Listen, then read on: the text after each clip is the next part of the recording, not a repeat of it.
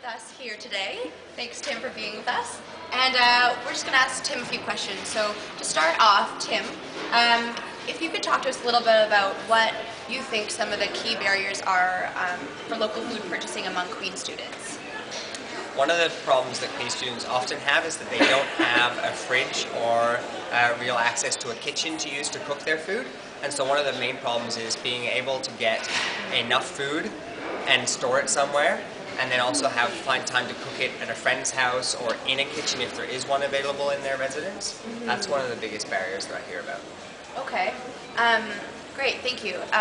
So we actually did a survey last semester among Queen students in order to try to figure out what they've identified as their biggest barriers. One was the main one that we found was cost.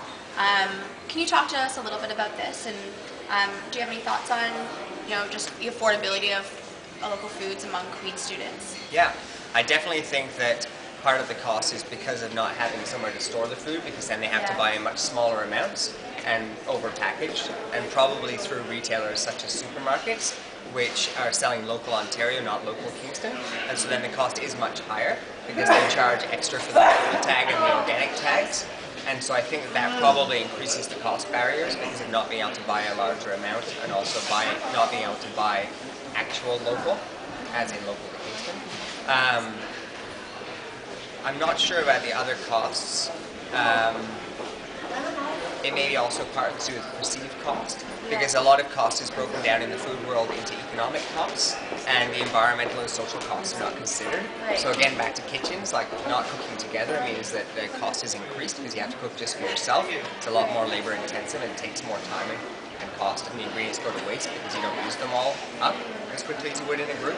So that's a social example, but then also like the environmental costs are not considered when you look at the dollar value. Right. So when you look at the tag and you go, oh, that's locally produced without pesticides, and it's that much, and this is that much, you're not considering the impact of who absorbed the cost. Right. It's absorbed environmentally or socially. Right. So, yeah. Okay.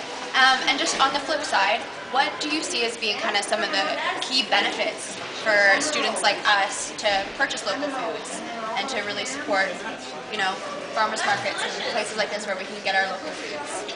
I think the biggest benefit that I notice from Queen students is by people who are smiling and coming by to chat, because one of the big connections is between Queen students and the community they're living in.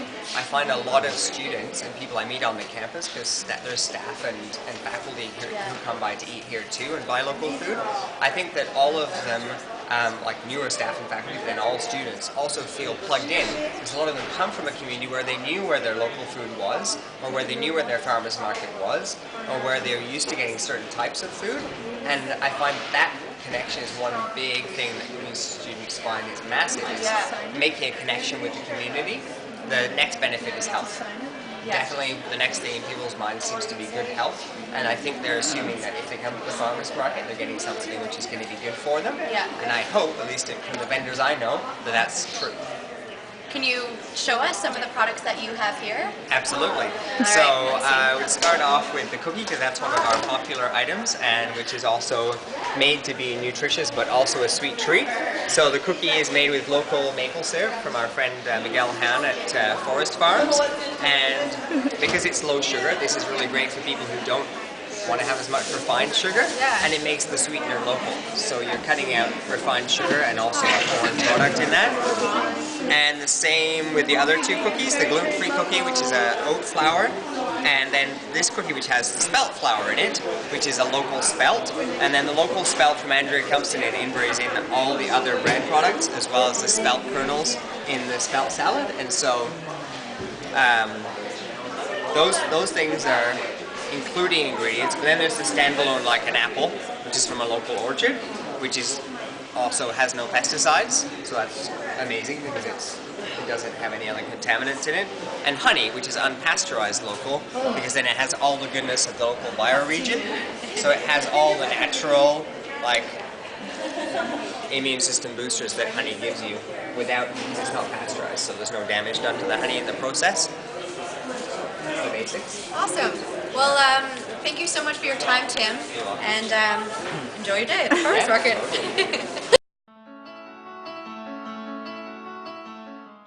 So some of the things that we grow ourselves are the potatoes and the beets in the curry pockets, and also the garlic. Some other things we don't grow ourselves. We don't have an apple orchard.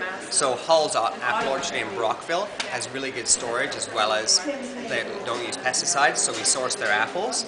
And we also get honey from Battersea. So again, we don't have hives, but Bill and Sherry do a great job with the honey. And then Miguel Hahn, who we already mentioned, from Forest Farms, does the maple syrup, and he does about 700 liters a year, so there's lots for us to sell as well.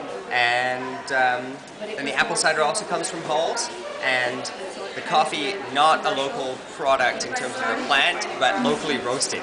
So it is a local Kingston business, so in terms of like the financials, it is going into the Kingston economy because the roaster is paid here. So you drive up to the farms? Or is there no, a some of them I get location? delivered by other people. We have friends who also deliver, and some of the farmers drop off, like Andrea brings me spelt flour and grains. Ah, So okay. it's a variety. Yeah, thanks.